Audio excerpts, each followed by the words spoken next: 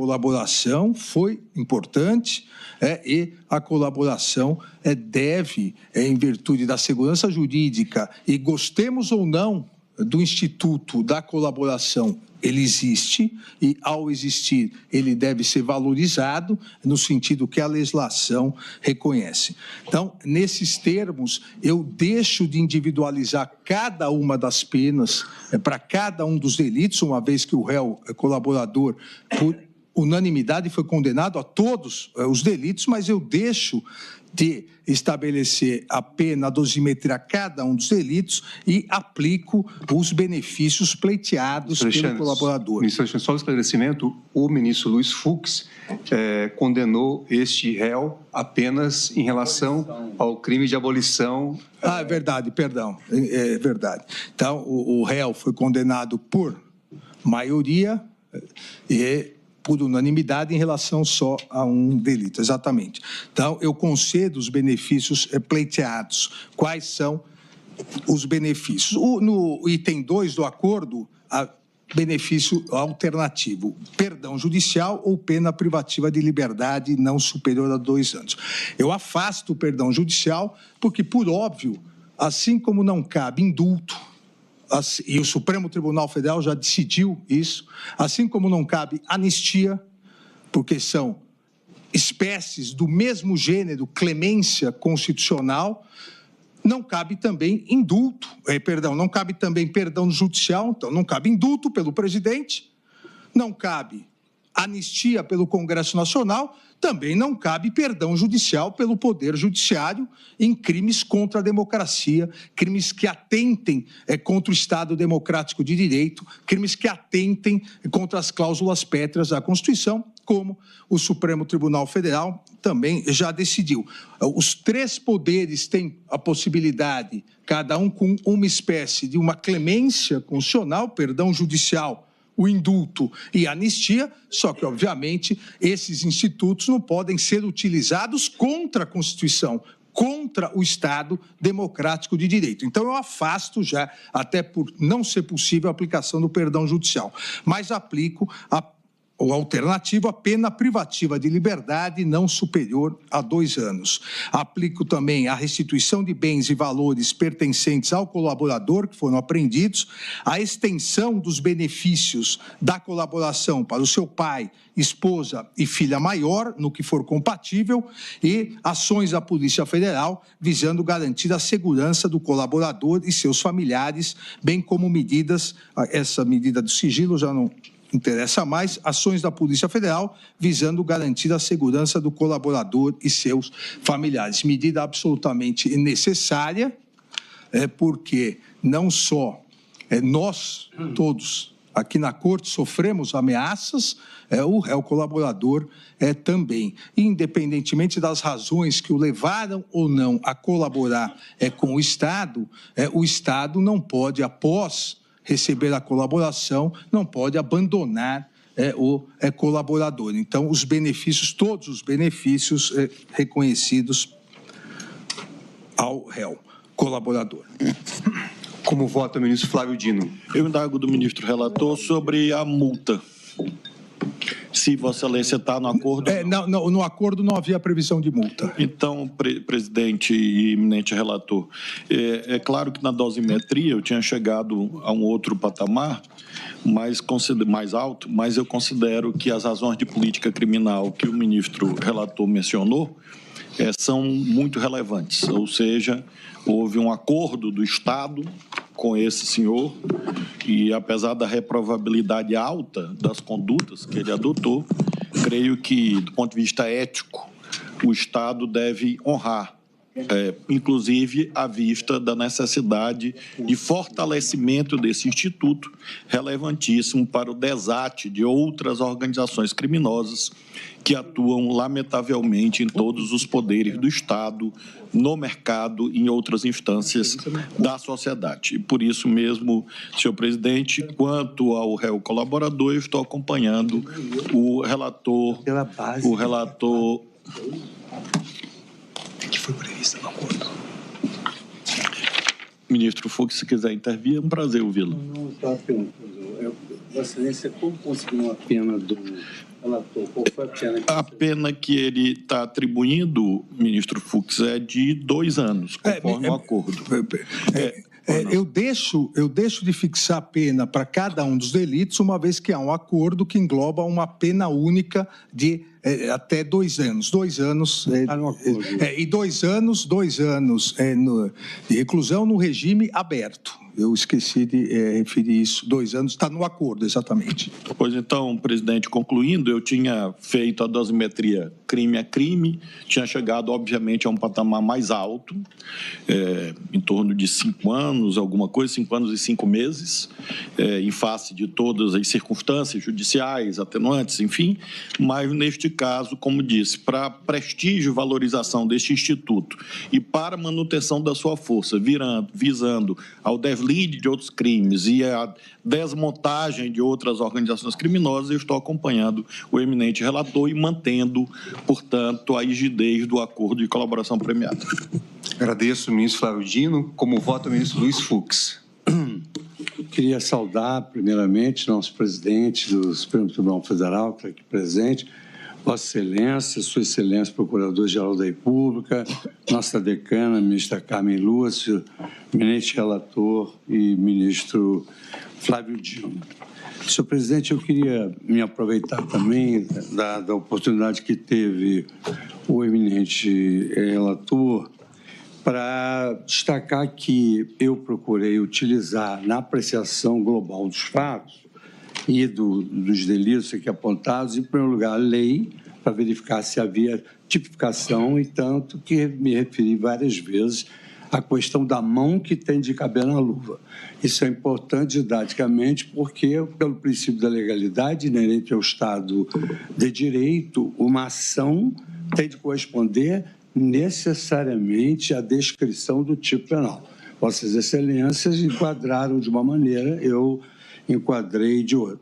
Por outro lado, eu também utilizei a doutrina, conforme nós debatemos, cada um tem a sua percepção sobre liberdade de pensamento, liberdade de expressão e principalmente sobre a imparcialidade.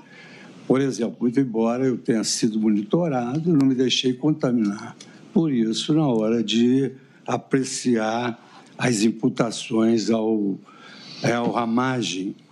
E, finalmente, senhor presidente, eu também me baseei nas provas dos autos. Eu até me alonguei bastante, a voz demonstra isso, mas eu procurei também motivar e fundamentar na minha visão das provas que foram produzidas.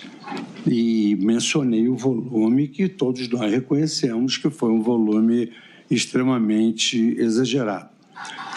Por outro lado, senhor presidente, eu queria só destacar que, por exemplo, figuras novas penais, elas demandam digressões e evoluções. E, às vezes, até, digamos assim, questões já debatidas já há muito. Nós tivemos aqui uma demonstração que a competência do Supremo Tribunal Federal mudou umas 4 vezes, da turma, do Supremo, foi para o plenário, aí voltou para a turma. Então, eu procurei demonstrar que, quando há uma questão nova que surge no cenário jurídico, é muito comum que haja oscilações.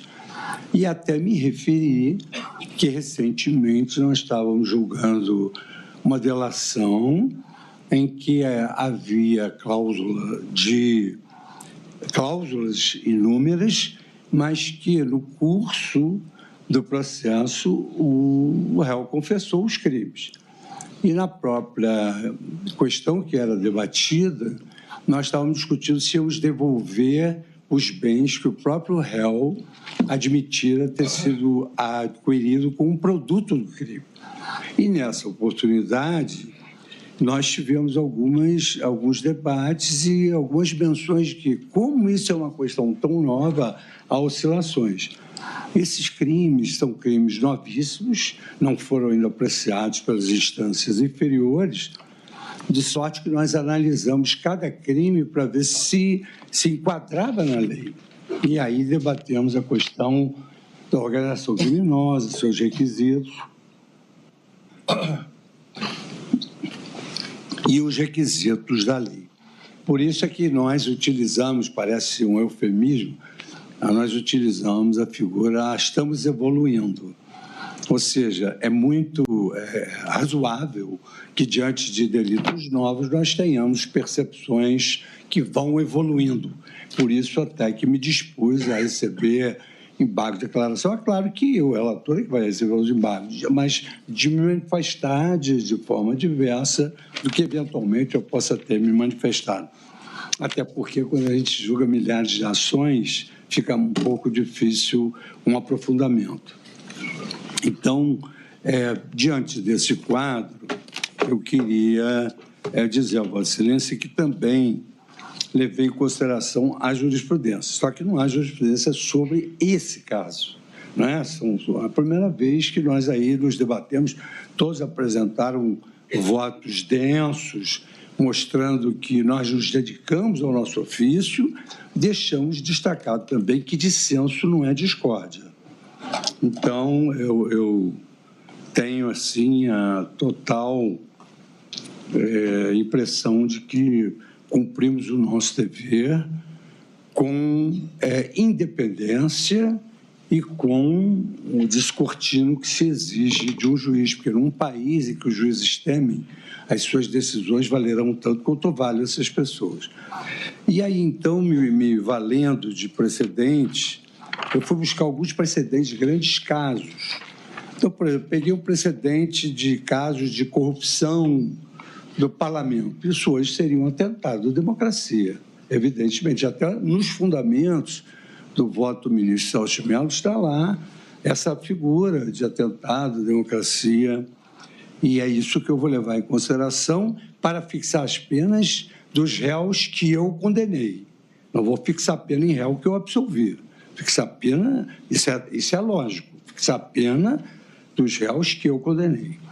Bom, eu também, à semelhança do ministro Dino, havia chegado a um patamar diverso do ministro Alexandre, em razão de ter feito essa análise trifásica.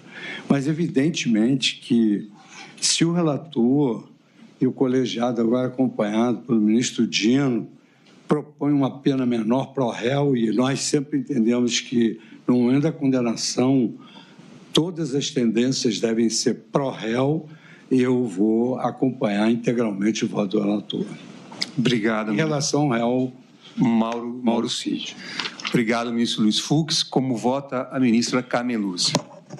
Presidente, também eu tinha elaborado na esteira do que agora votam os ministros Flávio Dino e o ministro Luiz Fux, eu tinha elaborado as penas do réu Mauro César Barbosa Cid. Entretanto, ao final, eu também estava aplicando rigorosamente, apenas para acentuar. Eu acho que até vou retirar essa parte do meu voto para efeito de publicação do voto, porque, uma vez que, a despeito do que seria fixado em cada caso, em cada uma dos crimes imputados a ele, e principalmente analisando circunstâncias e as três fases, acho que realmente não seria necessário e, portanto, eu estou acompanhando o ministro relator para dar cumprimento ao acordo de colaboração premiada, neste caso, com 2 anos de reclusão em regime aberto.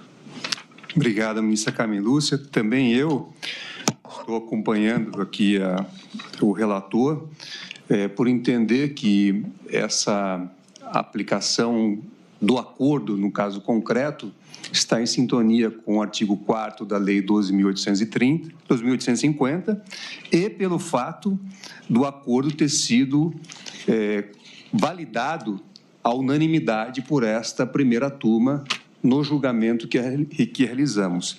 Então, eu também acompanho o eminente relator na fixação da pena prevista no acordo de colaboração, qual seja 2 anos de reclusão em regime aberto. Então, devolvo a palavra a Vossa Excelência. Presidente, desculpe, apenas para complementar que eu, obviamente, no voto escrito, considero a relevância da colaboração e considerei de alta relevância, apenas para explicitar. Pois não, ministro Flávio Dino. Obrigado, presidente. Então, agora, iniciado aí pelo líder da